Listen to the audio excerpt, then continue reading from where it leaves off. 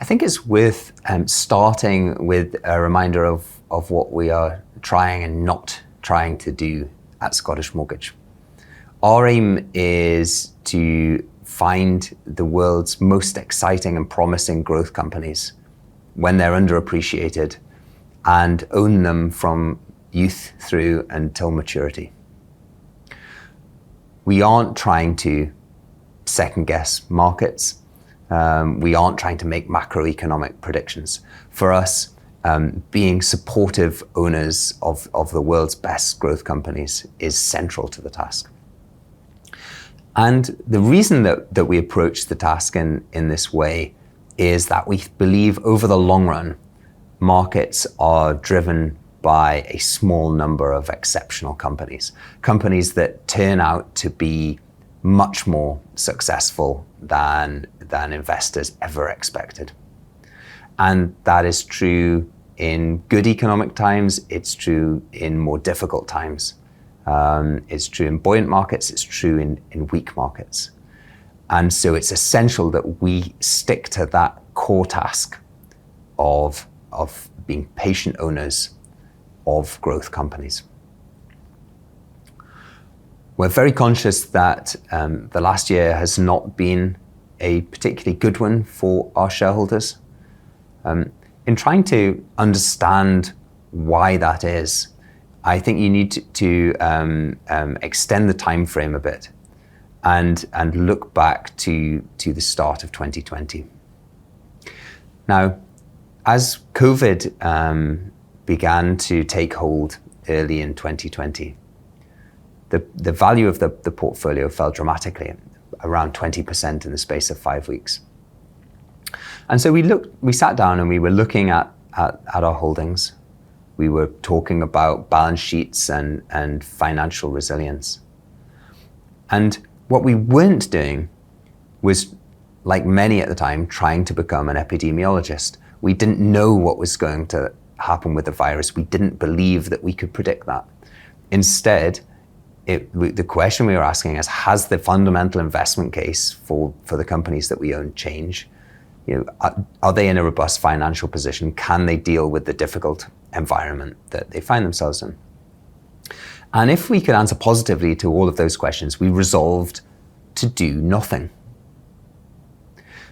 And of course, over the subsequent 12 months, it turned out to be a very strong period for the operating performance of many of the companies that we owned.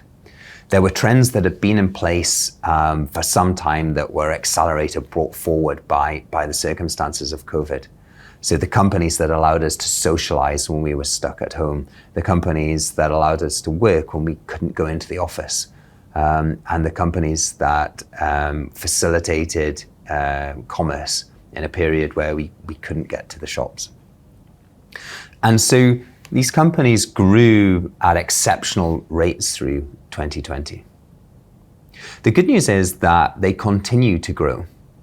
Now, it is a more difficult environment. Inflation is rising, interest rates are rising. But these companies are not giving up the gains that they made through 20 and 21. Instead, they are stronger, larger businesses.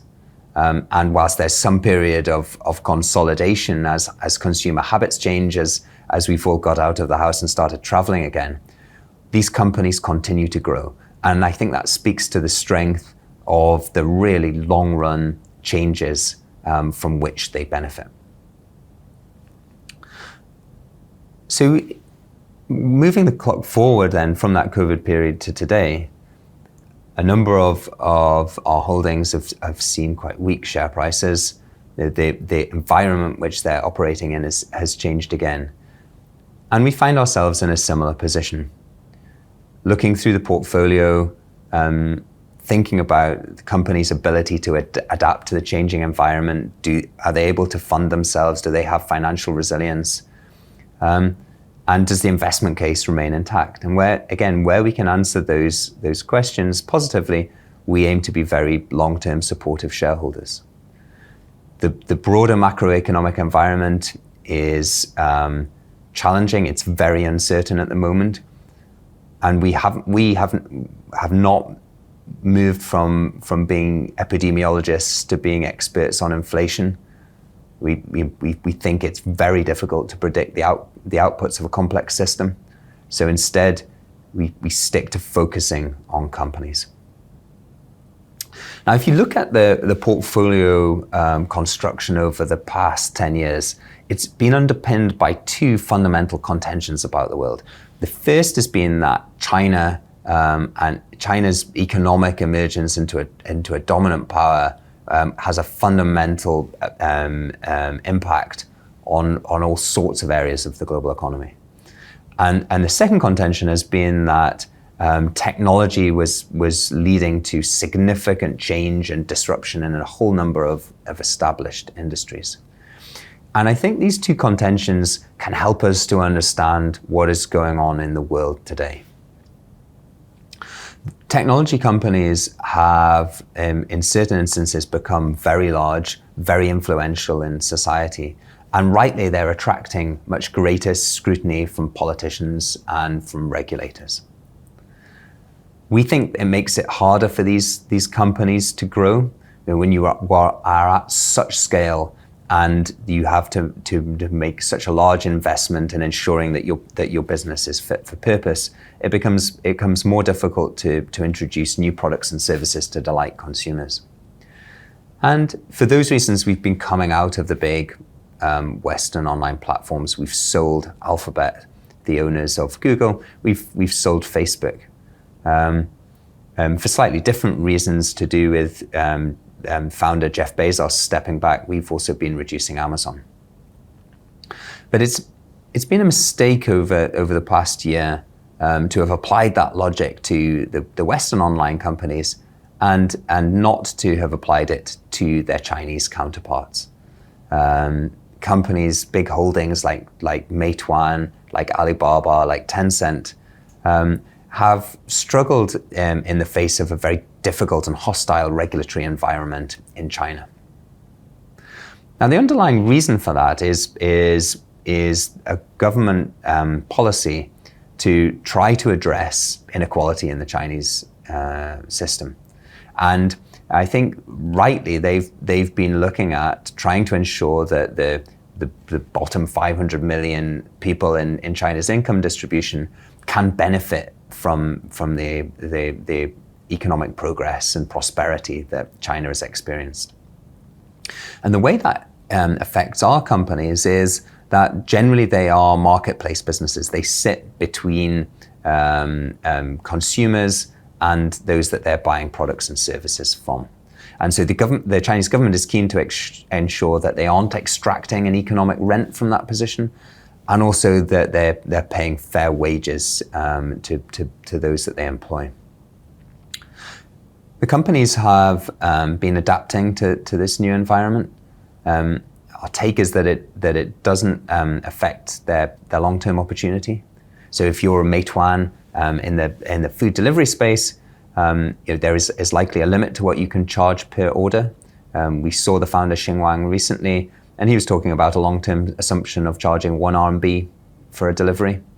That's about 16 cents. And he's okay with that. The economics of the business, because of its scale, can work at that size.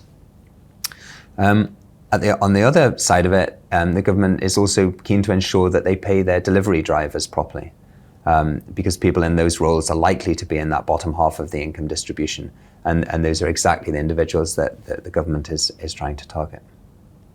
So that regulatory agenda seems to us reasonably sensible. We think that companies can adapt. The challenge has been that myriad ministries and regulators within China have then set about implementing that direction, and the companies have struggled to some extent with death by 1,000 cuts. The Chinese government has realized this, and more recently have taken measures to try to stop this process. And there are good reasons for doing that. I think geopolitical events, the war in Ukraine, has caused them to take stock of the need for domestic champions and domestic growth, but also to retain Western investors. And at the same time, this set of constraints on the tech sector has led to a lot of redundancies. And employment is really important to the Chinese government, and it would be counterproductive to their aims, if you see continued weakness in tech sector employment. So we're pretty optimistic that we're on a more positive trajectory in China now, that the companies have had time to adapt, that the government is satisfied that it's achieved some of its objectives. And these remain really strong entrepreneurial businesses.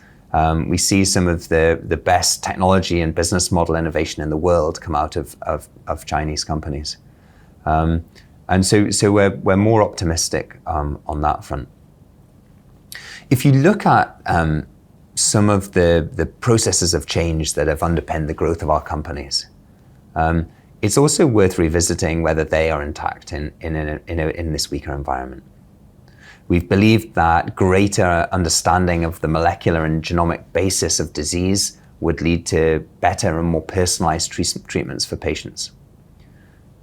We believe that consumer attention is moving from traditional media to online and digital media. We think the economy is transitioning away from carbon-based fuels, carbon-based transport, to cleaner alternatives. And when I look at these trends, I ask, well, have those contentions come into question in the weaker environment that we find ourselves in?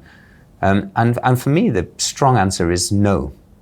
Yes, there may be a more uncertain macroeconomic outlook, but those processes of change will continue, and I think in some instances accelerate in response to what we're seeing.